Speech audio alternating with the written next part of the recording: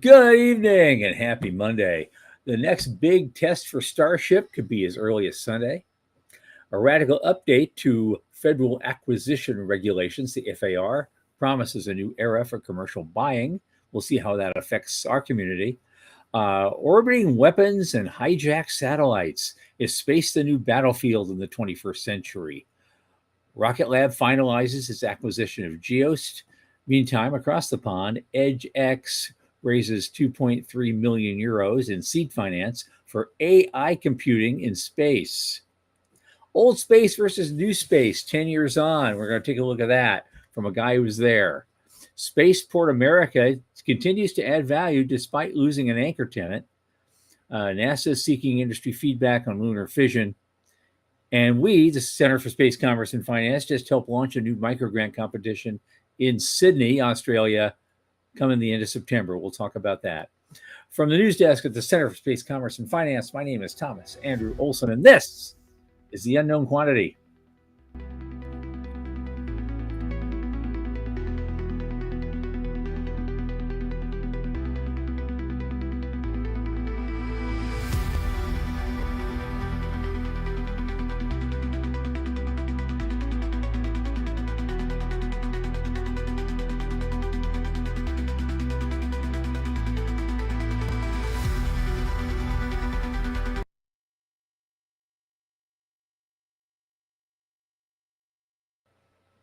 Folks, as you know, this podcast is brought to you by the Center for Space Commerce and Finance. What do?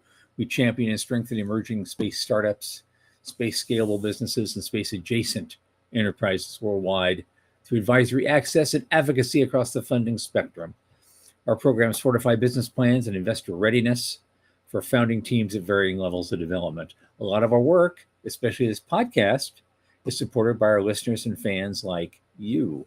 So if you go to cscf.space/support and click that plain as day donate button, we'll get a little in the tip jar, and a little of that each month makes a big difference to our fans. Now, welcome my longest space friend and maybe the space community's answer to Elron, Michael Lane. Hey, how are you? Hey. Elron. I love the cult references. I just love them. I'm sorry. Yeah, I hadn't heard that one before, but yeah, okay. The cult of the space elevator. It's a thing. He does. It is a thing. It's a thing. Yeah. I don't know if this is true, but I'm just reading Stranger in the Strange Land again by Heinlein. And there's pop culture references to a bet between Heinlein and Hubbard about who could create a religion. And because Stranger in a Strange Land has a very strong religious element to it, I've often wondered if that was a true story. I don't know if anybody could possibly know if it was a true story or not, but yeah, I've actually read a couple things from Hubbard that are pretty entertaining. Mm-hmm. It's got one of the longest decologies, 10 gigantic books. It takes up about that much of my bookshelf. Right. Yeah, it's kind of wild. And yeah, I really liked Battlefield Earth. No joke. I actually liked it. It's a terrible movie and a super fun book. Yes, exactly. The book, not the movie. Right. Yeah, right. Yeah. It's kind of like Starship Troopers. It's like, yeah. Great book. The movie really sucked. Right. Yeah. And they made like 3 more of them later that went straight to video. And they were even worse. Yeah. But well, how's things? What's going on? Well, God, what is going on? Well, we've got something we're going to talk about a little later. We got some good news. News section. We got some big news. We launched the big competition in Sydney for the Space Generation Congress. We'll be talking about that in just a minute. But it looks like after repeated explosions and various failures, Elon's Starship is ready for another go, possibly as early as this Sunday. Monday, fingers crossed. Fingers crossed. I would like to see a better outcome than we have seen. That was I hate losing momentum on stuff like this. We all are rooting for him. It's frustrating to see these things go and then not go. So I like to see one go. I just perform flawlessly and get it done, because I still remember that first the successful Falcon launch. That was in 2008, and it was during IAC in Glasgow.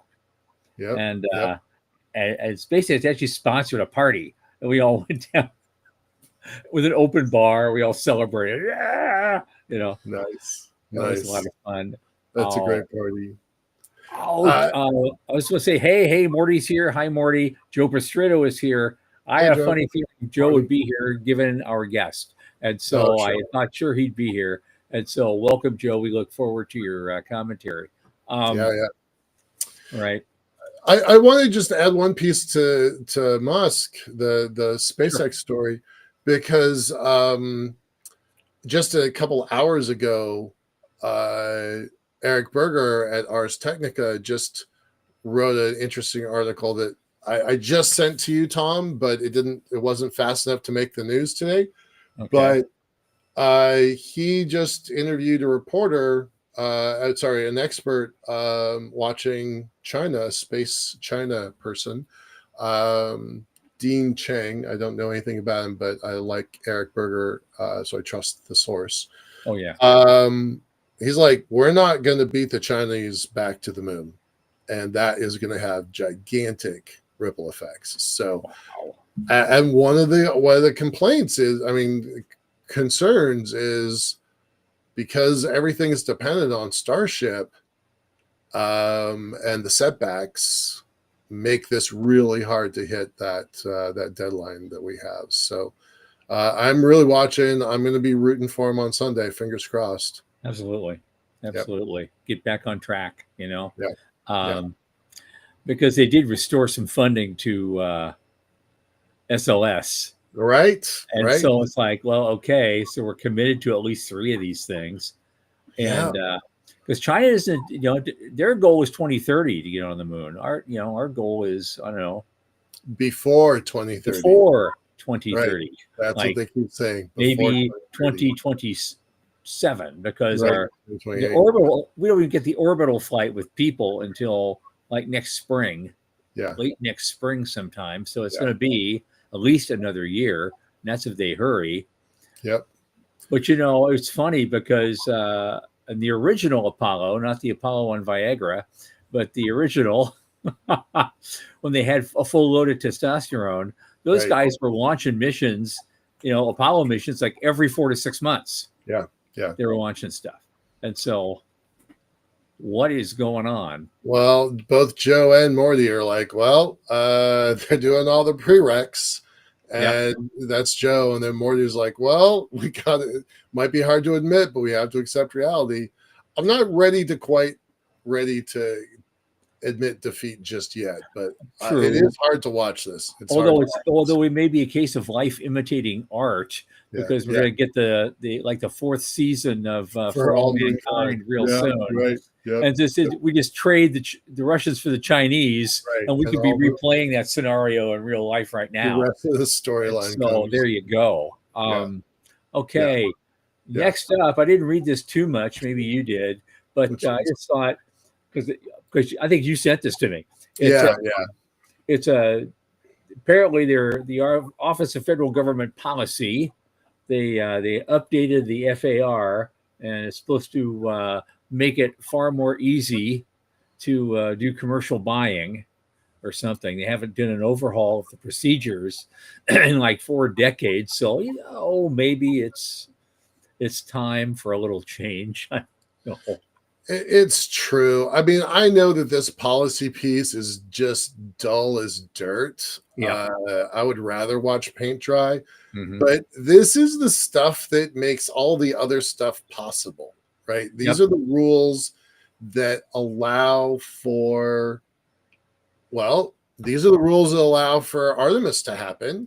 Yep. So, and there's a argument that can be made that these rules are so far out of date. Interestingly, though, the kind of the whole goal of this is just a few paragraphs back, the one that was all highlighted in bold. Yep. Yeah, right there. Yeah. Old rules built for paperwork, new rules are built for performance. It's like, I think right behind me, I need to put that old poster that Fox Mulder had with the I flying want to believe. saucer that says, I want to I want to believe, believe. Yeah. because that's how I'm feeling right now. You know, uh, Yeah, I do. I want to believe this. I hope it's true. Because everything depends on it. I yeah, mean, this policy stuff is deadly dull, but our hopes and dreams only come to fruition with this federal acquisitions requirement process, and it's not pretty. Uh, I, I was at a meeting probably about a year and a half ago, and they were talking about how to make this stuff better. And I'm like, can you just use modern web tools? I mean, I can't tell you how many forms I've gone to that say it's a 300 character limit, it's a 200 character limit, it's a 1,000 character right. limit. That's the answer that the people reviewing it want to see for that problem. Just make modern tools available in this system, and that's true for Inspires, for NASA. It's true for uh, um, Space Force and Air Force's SBIR Yeah. programs. It's true for National Science Foundation. It's true for everything. Those are all systems that I have personal experience with, and they're all awful. Yep, They're they awful. are. I've had some experience myself back in Yeah, the glory right. days of the AIM You program. just did. It was Yeah, insane. It was yeah, insane. yeah. And the other thing is too, I mean, it ties in with that. They're not talking about this here, but I think just we need to take another good look at our regulatory structure in particular, because it's just too much. I remember, whatever you think of Trump, in his first administration, he really committed to reducing a lot of, deregulating a lot of things. And during his time in office back then, for every new regulation was put in place, 22 of them were removed. Wow, that's And amazing. we need to keep doing that. That's how you open up the floodgates of free minds and free markets, is to I not hope so. regulate and tax and, pay for it to death. I And hope so so. we'll see. We'll see. Yeah, Now, this line about old rules for paperwork, new rules for performance. I want to believe that so yeah, much. yeah. Yeah, yeah. So we'll see. Well, We'll know I in a mean, year I'm or curious. two. Of course, when they issue this, they issue 3 new documents: the FAR companion guide, the practitioner's album, and the category guide. Like, well, we're going to throw out all this other stuff, but now we have to teach you how to do the new thing. So, Yeah, and and for that we introduced our new cartoon character, Dr. Farr, and you can click it. It's an animated AI that can help you through the whole process. right. You know, So, I'm just curious to see how they pull this off. Right, it's going to take a while for it to yeah, ripple down to our yeah, level, but changes are coming. I hope it's true. okay. Meantime, we got space weapons. We've got hijacked satellites. I think we have a guest coming up later. Is it later this week? I don't know who wants to talk about even space debris being weaponized. And so, but right now, people are saying that's the new battlefield now, because I guess Russia actually hacked a Ukrainian satellite. Let's just bringing this up during a key engagement, and it just kind of messed it up for everybody. Yeah. We don't talk about that, what's going on over there here. That's politics. That's not our purview here. Unless it's space, then space politics. Oh yes, we will yammer on that all day long. So, all day long. Yeah. No, it's spooky. You've got an IT background. I've only barely considered what it takes to secure 12,000. Well, they're learning the hard way now, because see, traditionally, we were one happy fleet, as Khan would say. We were all out there putting our stuff out there, and we're all helping each other out. And they didn't put a lot of protections in these things, as they might normally do in a corporate IT environment, where you're trying to protect your IP and protect your, especially the larger the business, the bigger the vulnerability you have. And so a lot of vulnerabilities, extreme vulnerabilities, were put up on these early devices on the various communication satellites, because back then there just wasn't enough room on the chip to put a bunch of heavy-handed stuff on there to try to protect you from hacking. Who's going to hack our geosat? Please, come on, guys. And and back in the days when a megabyte of RAM cost $500,000, you just didn't do it. Right. And so, but now all of a sudden things have gotten more sophisticated, and the stuff we're sending up is getting more sophisticated. And I've got a computer with 128 gigabyte of RAM on it. Right. And it costs me a couple $100 to do it. And so it's a completely different universe. And you're absolutely right. Wearing my old IT hat, they're in trouble.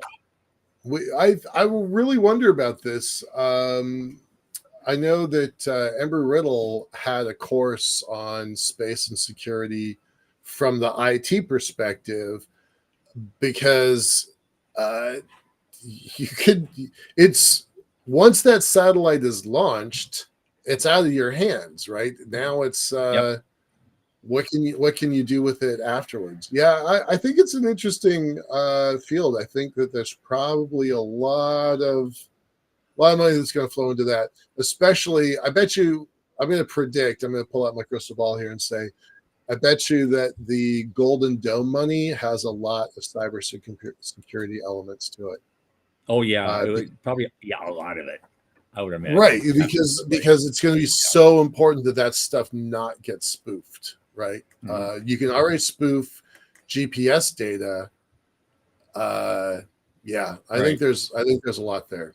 Well, that's the thing. Because the Iron Dome hasn't proven to be all that iron lately, and so I don't know if the Golden Dome is going to be any better. Are they just taking the Iron Dome and putting a false coat of paint on it?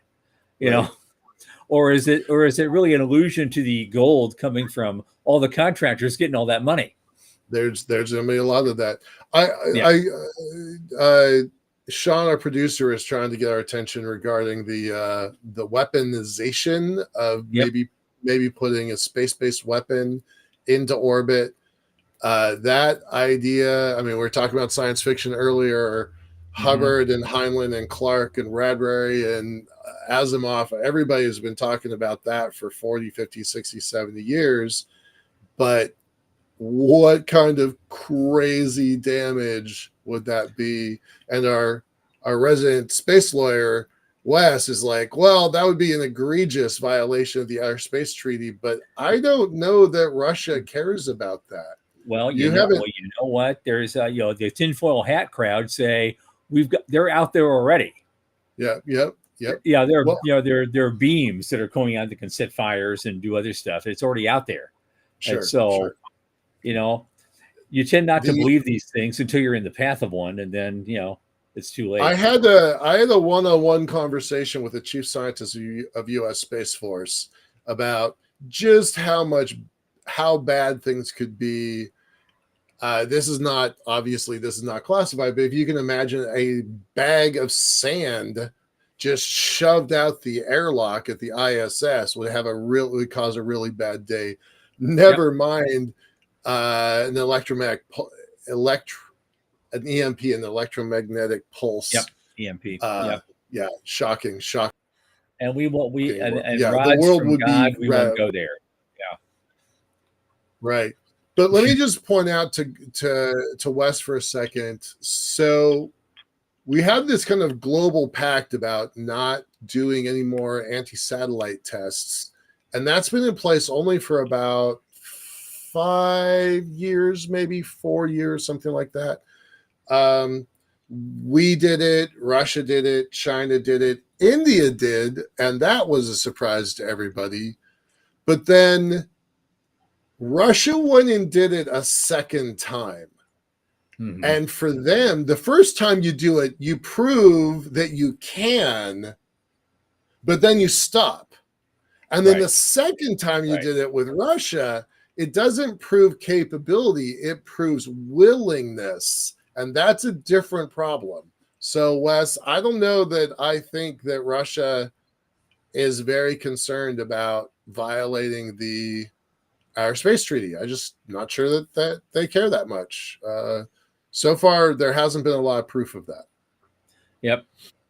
Well, we have more news items and time is shortening. So there's a couple of things because I really want to get to our application thing, but we have, but let's just very quickly just pop it up there. Rocket Labs finally completed their Geost acquisition, and I guess that extend their capabilities. And so they now have a national security portfolio that they want to sell to everybody. And and that's it. That was like $175 million deal, I guess, to acquire those guys.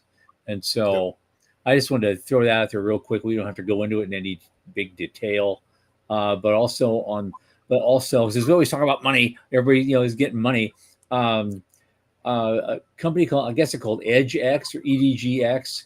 They also got a 2.3 million euro seed round that would they want to do satellite AI computing. I don't know how you do that, but they got 2.3 million euros to give it a shot. Yeah, that doesn't. I know there's our friends at Lone Star and Star Cloud and a couple others. There's a recent rumor that says Sam Altman from OpenAI is thinking about doing on orbit data centers, and there's rumor that who's the guy? The guy Schmidt, the guy who used to run Google, Eric Schmidt. Yeah, that he's really interested in orbital data centers. Well, they won't be 10 gigawatts, right? So I don't really get this. It's not an area I know much about, so I'm not going to throw rocks at something that I don't know that much about. But it is really confusing to me. But there's definitely a lot of money flow in that direction. So. Yeah, I'm digging into it a little bit. I'm not getting it either, but especially because the raw computing power that you need to do AI and do it well sucks up a lot of electricity. Yep. And that's just the way it is.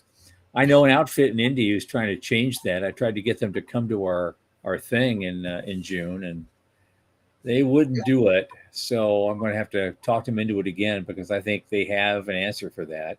And they're just kind of sitting on it. We'll see. I'll circle back to those guys in the fall, probably after IAC, because I want them involved. I'm going to skip a couple. Well, let's see. Okay. You at least leave this as a link for folks to look at on their own. Because this guy wrote a great article about New Space, who was just really starting about 10 years ago, and now he's revisited his own work and shows what a difference a decade makes. Because it was really the industry didn't amount to much at the time he was writing the article, but he was a booster, and he had a company himself, and he thinks we're gonna make a splash someday. And here we are 10 years later, and we have $625 billion industry, and money's pouring in all the time, and startup after startup after startup is getting funded, even if we think some of them shouldn't be. But they're doing a good job, and that's a good thing to read if you have time to read it. I looked the guy up, Jim Cantrell. Yeah, I know his name, but I've never met him. But I actually looked him up. I'm going to post his LinkedIn profile because it's pretty fascinating. He did a whole bunch of years at ICI, which is one of the earliest, very successful commercial space satellite companies in the Earth observation, with a lot of military contracts. He was at York Space Systems. He was at StratSpace. He was at SpaceX. He was chief technical officer of Moon Express. A lot of things I did not know about him. Yeah. Paragon. He's on the board of directors at Paragon. Yeah. Board of advisors of the Planetary Society, and the vice president at SpaceX back all the way at 2001 and 2002. Right. So yeah, it's a really interesting read. You guys post the article and I'll post the link to it. Okay, I'm going to skip the next few things. We have to get to our guest, but I just want to say one thing. There's something that the center launched today. I want to talk about just for 1 minute. We've been working on a deal with the Space Generation Advisory Council for their Space Generation Congress in Sydney this coming September 25th. We are sponsoring a elevator pitch competition during the Space Generation Congress, and we're working with those guys, and they've been a great crew to work with. And we just announced this, and there is our application form is right there for anyone who wants to get involved. You have to be an Australian person. So if you're already attending the Space Generation Congress, you can and you want to start up, have a startup you want to pitch, you can sign up for this thing right here on this form. Also, there'll be people if you're going to go to Sydney, see the IAC, or you're already there in the area, and you want to take part in this, you can. You don't have to be a delegate to the SGC in order to participate in this thing. If you're already there, you're planning on attending at least one of those events, you can apply for this, and your application will be considered. You get like a day pass, to go in there and participate, and you'll meet some very interesting people and have all the coffee you could drink. I guess they're going to be, and they're going to stream it. It's going to be streamcast as well, so that's a great thing. So more on that as events, move on, and now on that. We have to thank our sponsor, the Werb and Barth Family Office, because this stuff doesn't happen without that financial support. So thank you. Absolutely. Appreciate it. Thanks, Bob. Thanks, Lori. That was great. Okay. Our guest tonight, at long last, Guillermo Söhnlein. He was the original founder of the International Association of Space Entrepreneurs, the Space Angels Network, that we all know about and love, and we'll talk about that. The Humans to Venus Foundation, and of course, Ocean Gate, which he's written a book about that we're going to talk about a little bit. He's committed not only to lots of humans exploring space, but the deep oceans as well. He's just an amazing guy. Please welcome Guillermo Söhnlein. Hey guys, great to see you. Great to be seen and great to see you, man. It's been a long time. I know. Yeah, I was going to say, I owe you a bit of thanks, because it was Space Angels Network inadvertently gave me a big opportunity back in 2011 when we got the first of the Ames grants. So we're going to do the business plan competition at the Space Frontier Conference. And Space Angels was going to help produce it. And in the last minute, they decided they couldn't do it.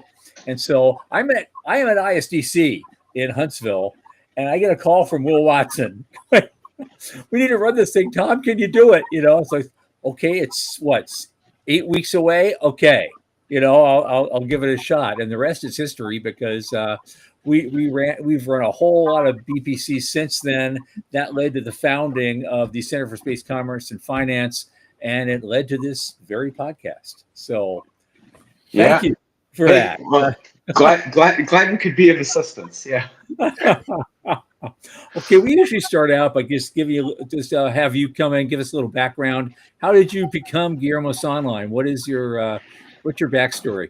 Oh, geez. Well, so like a lot of you guys, I've been interested in space since I was a kid, right? I just have distinct memories of a recurring dream I had when I was 11 years old, where I was going to be the first commander of the human colony on Mars. And so I've really kind of spent my entire life looking at that. I was a frustrated astronaut, couldn't become a NASA astronaut because my eyesight went bad.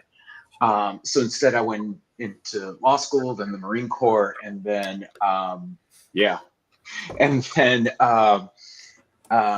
did a tech startup in Silicon Valley, and that just kind of led me down this path of 25 years of doing over a dozen for-profit and nonprofit startups. A lot of them in the space world, most of them at the intersection, kind of like you guys, at the intersection of startups and investors. Kind of like you mentioned, Space Angels Network, right? Kind of connecting the investor world with the entrepreneur world and vice versa. Okay, great. So how did that get going? You started the International Association of Space Entrepreneurs when back in what, Yeah. 2003? It was before anybody knew a space entrepreneur exists. Yeah. What Yeah. Well, inspired you to do that? well, I mean, if it was like a lot of startups, it was self-serving, right? Yeah. I think we sold our internet company in 2001. So in 2002, I decided, okay, I'm going to go do space stuff now, right? And my thought was that I would do a space startup. I would do That's another what startup. This one, a space startup. But the problem is, I didn't know anything about space. I didn't know anyone in space, and I didn't have any technical background. So just a couple of problems. Just a So little. I decided, I need to find a space co-founder to help me out. So I started going to space conferences. And what I found was that there were a lot of, let's call them space enthusiasts back then, but not a lot of entrepreneurs who really knew how to build businesses, and certainly no investors. So I started trying to create an event series that would cater to entrepreneurs from outside the space industry and bring them into the space industry. So I talked to all the major organizations, the Space Foundation, Space Frontier Foundation, National Space Society, like everybody, about creating an event series that would draw in those entrepreneurs. And wasn't getting any bites because everyone was already underfunded and stressed, doing their regular programming. So finally someone said, you're just going to have to go create it on your own. It's the last thing I wanted to do was to start a nonprofit, right?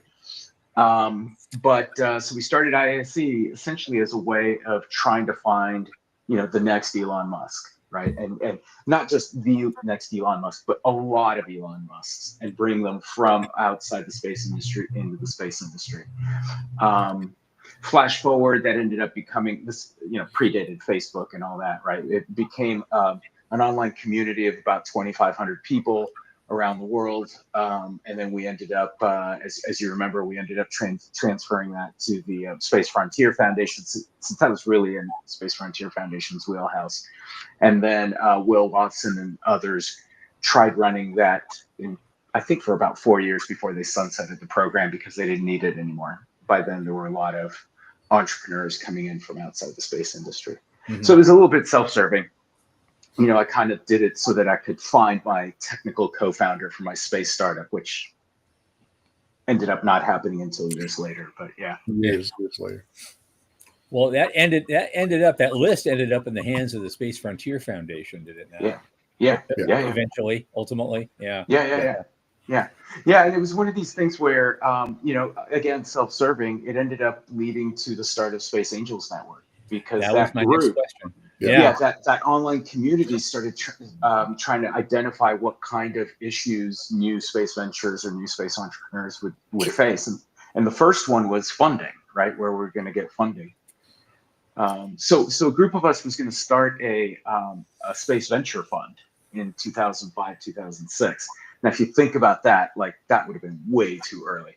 Too early. So what we decided back then was we had a solid enough team. We thought we could raise a $100 million fund, but as you know, those venture funds are 10-year closed funds, and we just didn't see enough deal flow out there in 2005, to justify a venture fund. So we decided instead, we naively thought, well, let's do the easier thing. Let's start an angel investor network focused on space. So much better. Holy cow, that was much harder than doing a venture fund. Right. So that ended up launching in 2006. And again, I was still looking for my technical co-founder and an idea for my space startup. So again, kind of self-serving. I figured even if I started one, I'd need seed funding anyway, so may as well start the angel investor group. And then just flash forward that one, since everyone has heard of Space Angels today. I turned that over to Joe Landon in 2010. He ran it, I think, until 2015. At that point, Chad Anderson took it over, relaunched it, rebranded. He's the one that over the last 10 years has really turned Space Angels and Space Capital into what it is today. So it didn't hurt that there were more opportunities. Yeah. Right. Again, it's a timing question. It didn't hurt. Right? Yeah. Right? No, I mean, and I say this all the time. I mean, credit to Chad for all the hard work and the insight and his experience and knowledge, but he also timed it really well. Yeah. I don't think he intentionally timed it. He just recognized it was the right time. Well, but Chad had been he did it. Chad had been in the community for years prior Yeah. to that. Wasn't he mentored by Diamandis, right? Like he'd been around for years prior to taking on that role. So he knew the ecosystem, he knew the people, he knew the players, he knew the technology. Yeah. And so he was trying to be a catalyst. I don't think I've ever even shook his hand. So I don't know. Oh him. yeah, no. I mean, he's a bright guy. He was at Oxford, then he was working at Satellite Catapult in the UK. And even if, and again, to your point, even if he wanted to relaunch it and needed to go out and get the right investors and get that going, he, not just anybody could have done that, right? No, so he had the right connections, he had the credibility, he had the track record, and since then it's just been a rocket ride for him. Joe was out here. Joe Landon and his team were out here for Seattle out here, out in Seattle area for many years. So I kind of watched them. So I've kind of seen each iteration, and each one of them got better. Each one of them, took the foundation that was set before them and just piled on. It's been really remarkable to see what all of y'all have done as this whole ecosystem has grown, evolved, and your stamp on it as it evolves is kind of a big deal. Well, I was talking about this the other day with Rick Tomlinson, that one of the things that I retroactively am proud of is how many people today are in like leadership positions in the space world, who at one time or another went through Space Angels Network, right? They had some interaction with Space Angels Network. Even the three of us on this call right now, right? In some way, shape, or form, we had an interaction with Space Angels Network. So I'm pretty proud of that. But I guess continuing the story, again, being very self-serving, I was looking for a space co-founder and an idea. Through Space Angels Network, I actually did find my technical co-founder, and I did come up with an idea, but it wasn't about space. So in 2009, I moved to your neck of the woods in Seattle, and co-founded OceanGate. Again, with a frustrated astronaut who also, eyesight went bad, and we realized that going underwater here on Earth is as close to going into space as we were going to get in our lifetimes, at least we thought. And I met Stockton, my co-founder, through Space Angel, well, indirectly through Space Angels Network. In 2008, we were doing an aerospace venture forum. We had a guy named Graham Hawks come pitching for money from Space Angels Network. He was an aerospace engineer who had applied aerodynamic principles to submersibles. He basically had winged submersibles that would dive underwater, fly underwater. So Joe Landon and I and the rest of the team brought him in, got to meet him. That's how I got into submersibles. He introduced me to Stockton, and that led to OceanGate. Wow. So that's the story of how I got into subs and ocean exploration, and how we started OceanGate. Before we leave the topic of Space Angels Network, I mean, I want to go on to what you're talking about. I want to go into OceanGate and beyond. My question is, over all this time that SCN's been running, roughly, I'm not going to ask for like numbers of dollars that you put in, but I'm just curious the numbers of companies that you've helped out and funded and introduced to the world. Yeah, I don't know, because if you think, I kind of break it down into phases. I ran it from 2006 to 2010, Joe Landon from 2010 to 2015, and then Chad for the last 10 plus years. Chad would know the numbers from those years. Joe would know his numbers. But what I do know is when I was running it, things were so early, because you guys remember, that time. It wasn't even so much about getting funding to those companies. Sometimes it was just about connecting them with the right people, and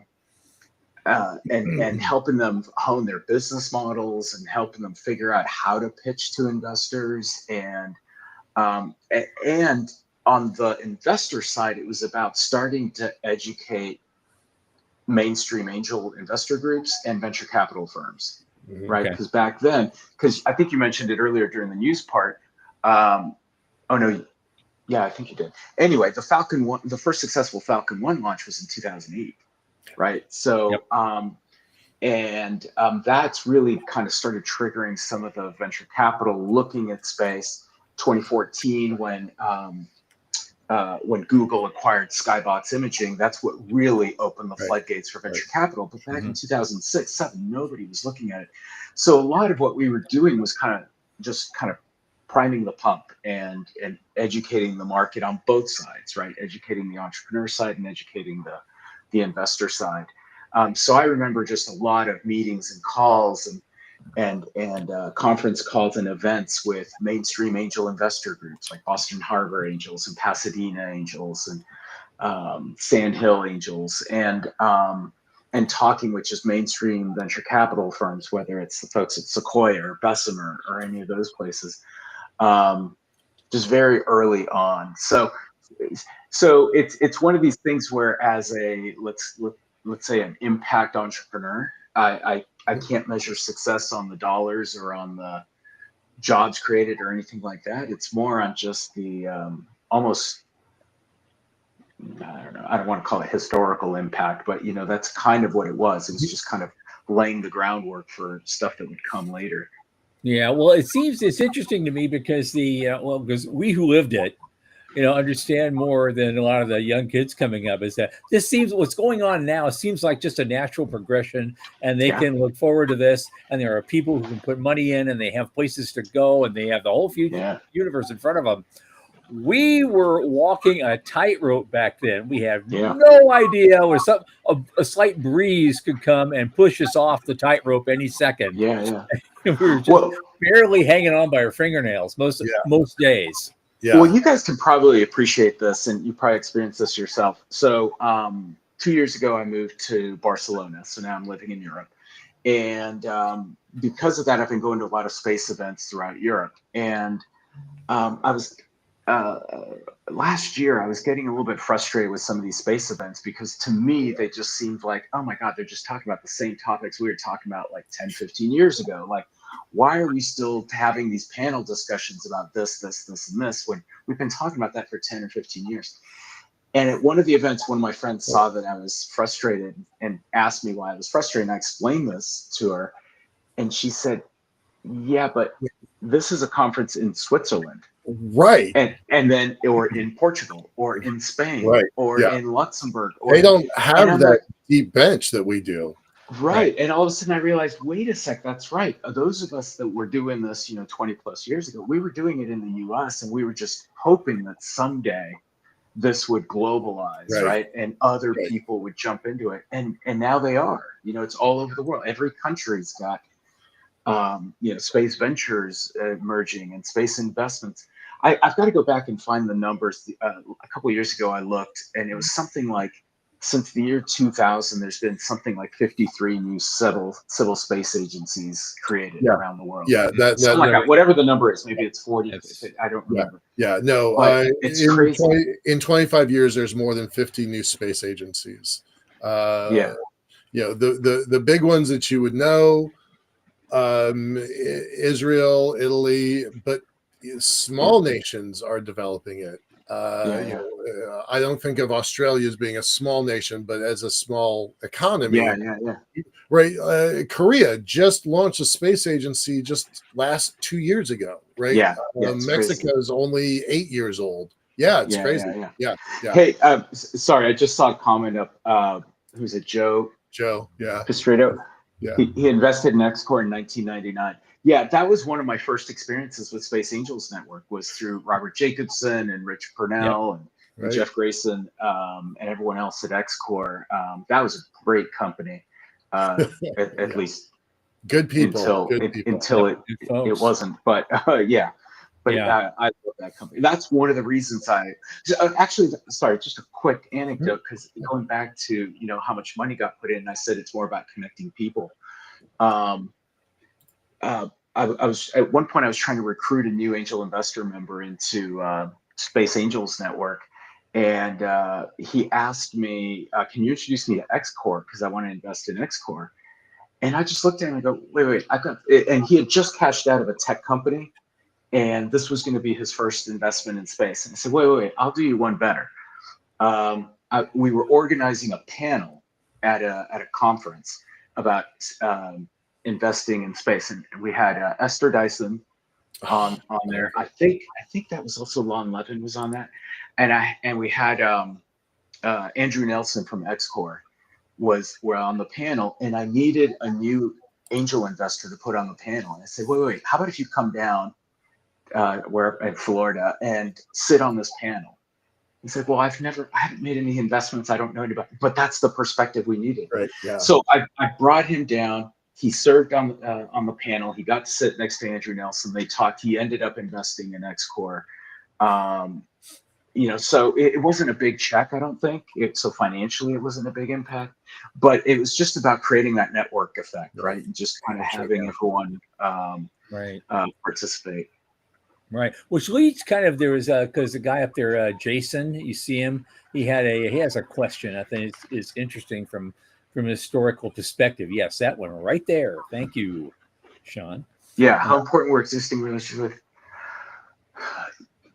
You mean my personal existing relationships, or it's just the network? Or in general, in your experience, in general. What you see, yeah. I think even today, it's all about existing relationships. I think. I've been talking to my intern Christina, and I say it's a handshakes industry. Yeah. It's you have to go to the conferences, you have to go to the meetings. Okay, right. It's you gotta go, and you gotta talk to people, because this network is small. The three of us have been at this. We have a combined 80 years worth of time on this thing in this sector. Most people don't have that, right? So most pretty good. So, most companies that exist, if you put everybody in the company, they don't have 80 years of combined experience in this sector. But there is a lot to be said about handshakes and relationships. And so Jason, those relationships were key. This industry that we all have kind of fallen in love with would not exist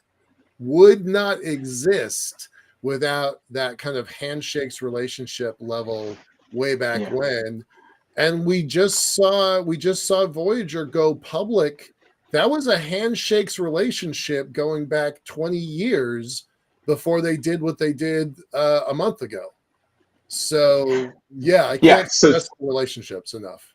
Yeah, so the founder and CEO of Voyager is Dylan Taylor, who before that was president or CEO, COO of Colliers. And I remember meeting Dylan back then, because he was trying to come in through Space Angels Network. To the way he wanted to kind of get into the space world was by writing some angel investor checks into. And so that was 20 plus years ago. So it's all relationships. Okay. Well, we only have about 15 minutes. I don't want to box all your time. So you had some other. Go ahead. I know. I was just going to go there. I wasn't sure before you came on. I wasn't really sure how we were going to bring up the subject of Ocean Gate, because I thought it was kind of a brutal irony of history that you have other things with Gate after them, Watergate and Russia Gate. Now we have Ocean Gate. I'm sure that wasn't, you didn't expect that when you started it, but you seem to be a bit of a target during that period after that unfortunate tragedy that happened. Well, and let's not forget his friend died. His friend died, right? You personally took a hit on that, right? Yeah.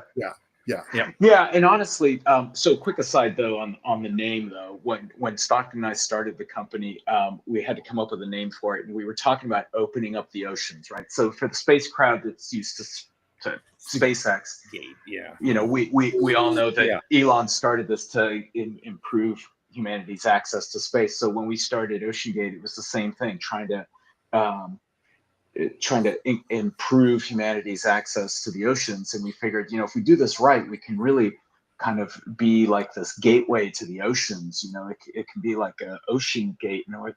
We looked at each other and go, Ocean Gate. Yeah, that's what it'll be. And I said the same thing you guys did. It's like, wait, we just have Watergate. We had, at the time, there was whatever the scandal was with the Clintons. It was like something gate. And Stockton's like, nah, no one will put the two and two together. It'll be fine. And sure enough, here we are. So the whole Ocean Gate incident is, 2 years ago it was obviously traumatic. As you mentioned earlier, I did end up just writing a book on it that's coming out in November. It's basically a memoir of my time as co-founder and CEO of OceanGate.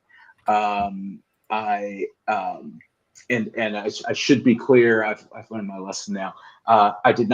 I don't intend to make money off the deaths of 5 people. I'm going to be donating the royalty profits to charities promoting youth exploration programs.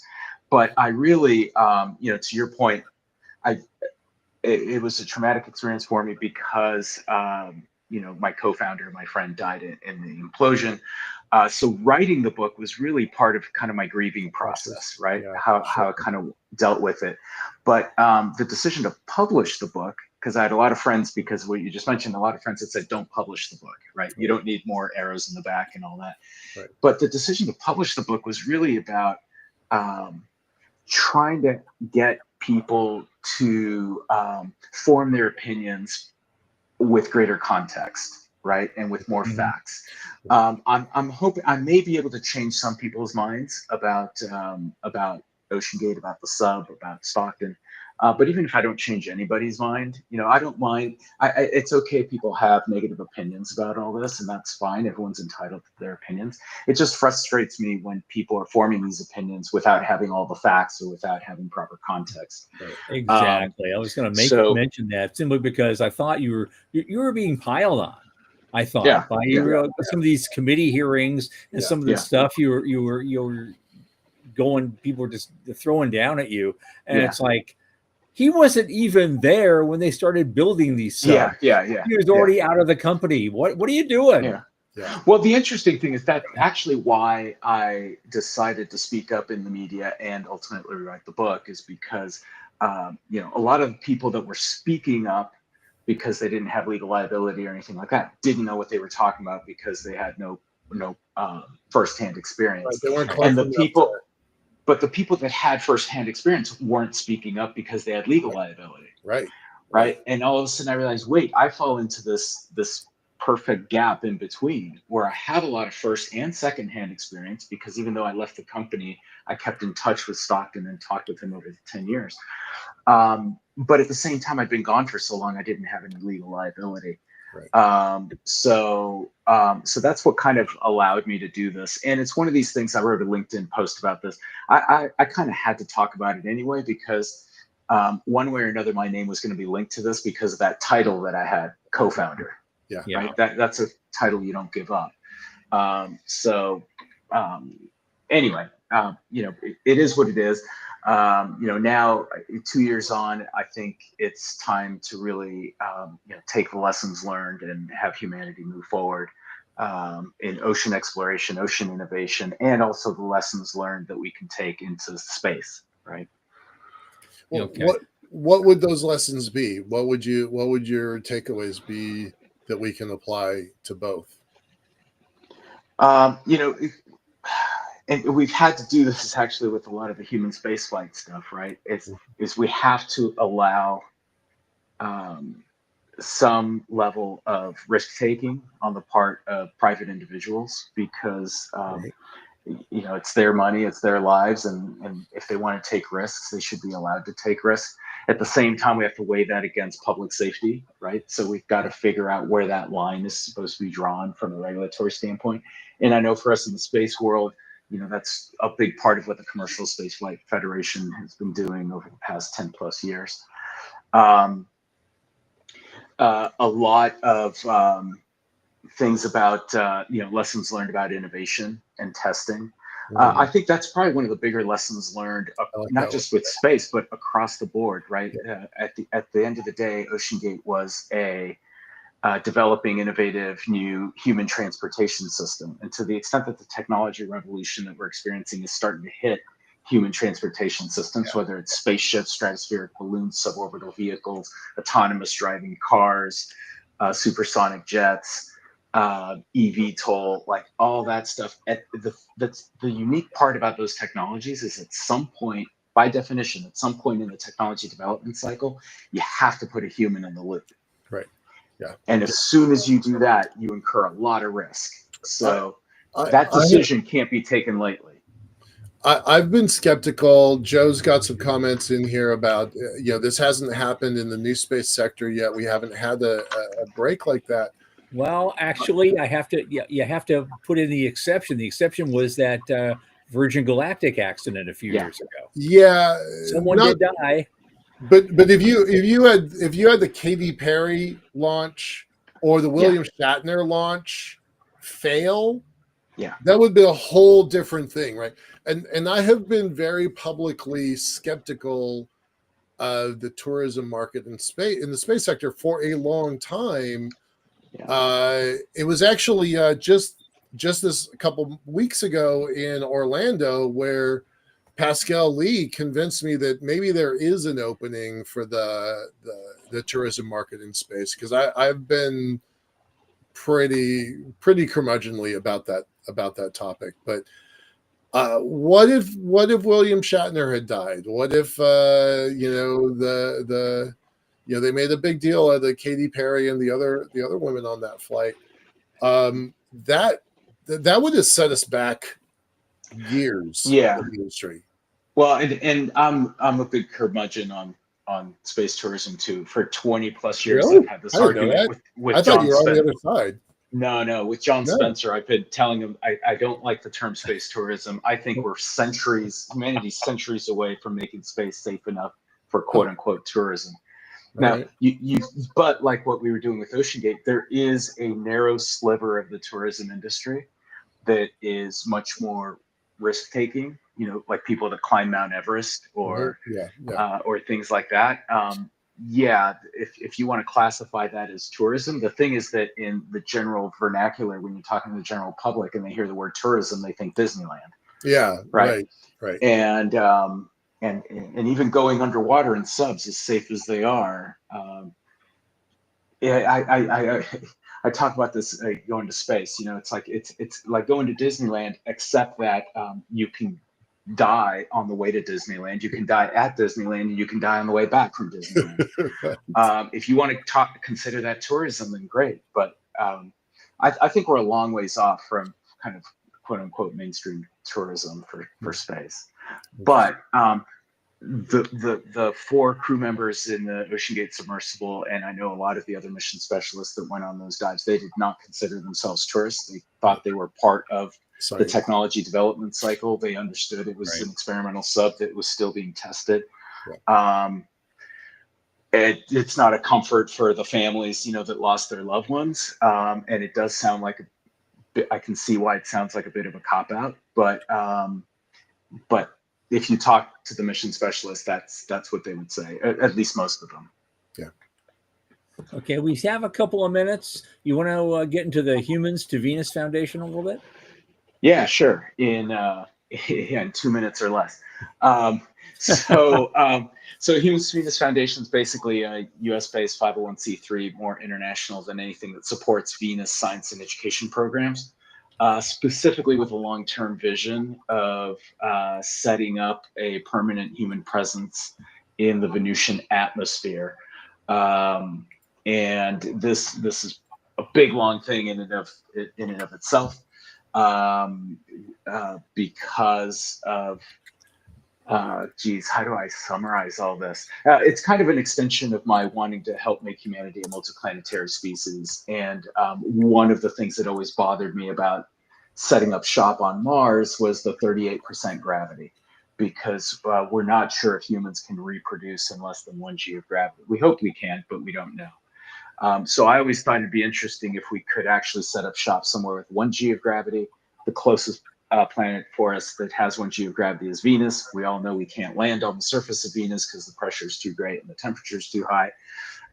But it turns out about 50 kilometers off the surface, it's roughly 1 atmosphere of pressure and roughly about 25 centigrade.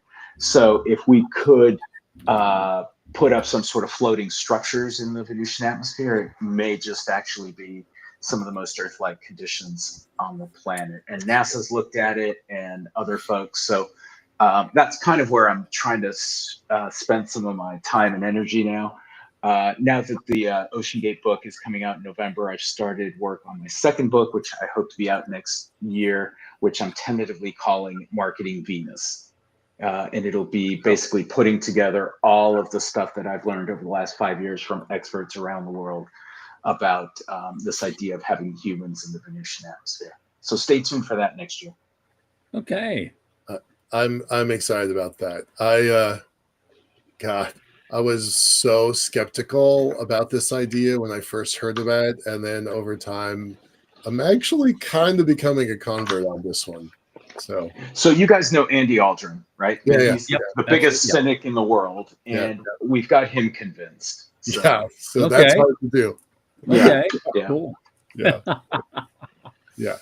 Okay.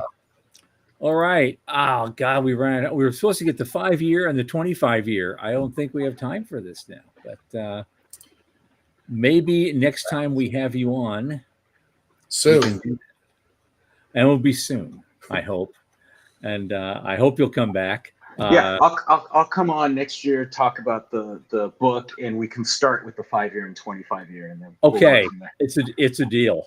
That's great. Yeah. Thank you so much, Guillermo Söhnlein, a big guy in space history and going on right now to the present day. Thank you so much for being here. Thanks for having me. It's great seeing you guys. Great. Thanks so much. Okay, our guest Thursday is none other than Shubber Ali, and we're going to be another piece of space history. All this time, we're going to be talking about the space cynics and a lot of the things, a lot of the fun we used to have back then. And it's going to be it's going to be a gas. Yes, Guillermo, I hope you'll come to listen. That will be. I think you'll enjoy those conversations. Yeah, we had fun in those days. About the same time you were doing Space Angels Network. So, anyway. On that note, from the news desk at the Center for Space Commerce and Finance for Michael Lane and Sean Key, my name is Thomas Andrew Olson. Keep watching the skies.